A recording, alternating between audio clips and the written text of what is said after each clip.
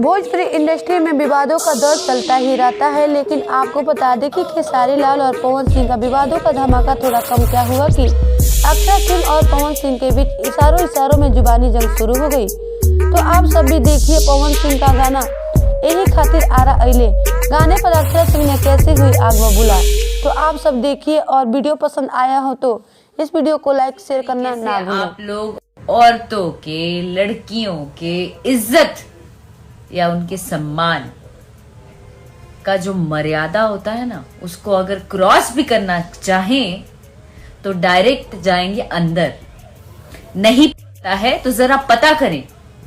और जिस दिन लग गया ये एक एक करके सब के सब जाएंगे अंदर, चाहे वो गाना गाने वाले हों, अपना खर्ची चलाने वाले शो करते हैं, क्योंकि उनको पता है कि मेरे लिए गाना गाएंगे तो उनके फॉलोअर्स या व्यूज बढ़ जाएंगे, उससे पैसे आएंगे और वो पैसे जो आएंगे उससे घर चलेगा।